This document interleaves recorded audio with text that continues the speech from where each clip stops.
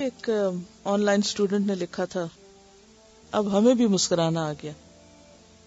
یہ اچھا انہوں نے واقعہ لکھا، میں آپ سے شیئر کر دیتی ہوں کہ انسان اگر اللہ کے لیے مسکرائے تو پھر کن حالات میں مسکراتا ہے، کیسے کیسے مسکراتا ہے. یہ لکھتی ہیں کہ ہمارا تعلیم القرآن کا کورس جو تکمیل کے مراحل طے کر رہا تھا، کلاس کا ماحول بے حد اداس ہوتا جا رہا تھا. خاص طور پر 30واں پارہ تو بہت ہی سوگوار ہو گیا.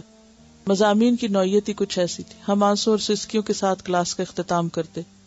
قیامت کی ہولناکیاں ہمیں لرزا دیتی. 8 جنوری کو روح البیان کیا شروع ہوا، لگا جیسے سارا ماحول مسکرانے لگا ہے. شاید یہ تکمیل قرآن کی خوشی ہے. استاذہ صاحبہ کی دبی دبی کھنکتی ہنسی ساری کلاس کے دھیمے دھیمے کہکوں کے ساتھ سنی تو بے اختیار ہم بھی مسکرا اٹھے. آج 17 جنوری بروز بدھ حسن اخلاق کا موضوع ہی مسکراہٹ تھا. استاذہ نے پیارے نبی صلی اللہ علیہ وسلم کی پیاری پیاری مسکراہٹ بھری باتیں بتائیں اور بتایا کہ مسکرانا صدقہ ہے. مسکراہٹ اچھے تعلقات کا راز ہے. بہت سی احادیث کی وضاحت فرمائی اور تلقین کی کہ ہم بھی ہر وقت مسکراتے رہنے کی کوشش کیا کریں. جتنے ہوم ورک اب تک استاذہ نے ہمیں دیا بخدا ہم نے کرنے کی پوری کوشش کی مگر اکثر ناکام رہے. یہ ہوم ورک آسان ہے، ہم نے تہیہ کر لیا کہ یہ ضرور کریں گے. ہمارے پیارے نبی صلی اللہ علیہ وسلم کی سنت بھی ہے اور ہماری استاذہ کا دیا وہ ہوم ورک بھی.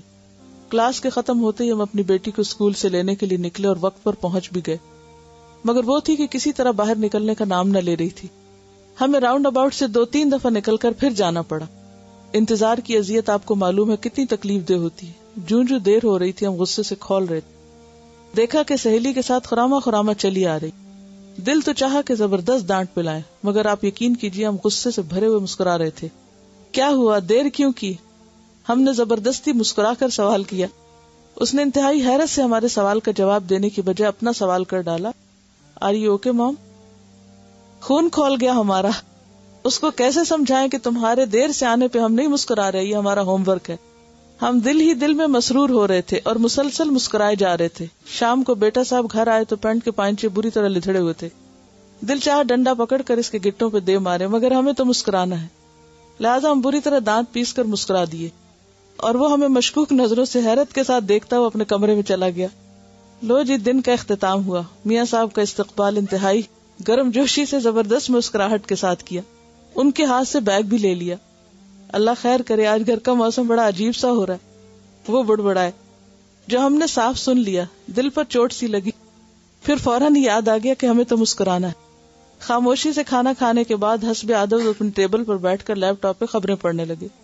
اچانک ہمیں خیال ہے کہ استاذہ نے گھر کا ماحول خوشگوار بنانے کا ایک اور فارمولہ بھی بتایا تھا. ہم جلدی سے اٹھے اور ان کی آنکھوں پہ ہاتھ رکھ دیے. ان کی اینک یہ دباؤ برداشت نہ کر سکی اور ٹوٹ کر ناک سے چپک گئی. وہ جھٹکے سے پیچھے ہٹے. کمپیوٹر چیئر ہم سے ٹکرائی، ہم دور جا گرے. گرتے ہوئے بیڈ کا کونا ہماری کمر میں پیوست ہو گیا. آپ یقین کیجیے ہم اس وقت بھی مسکرا ہی رہے تھے.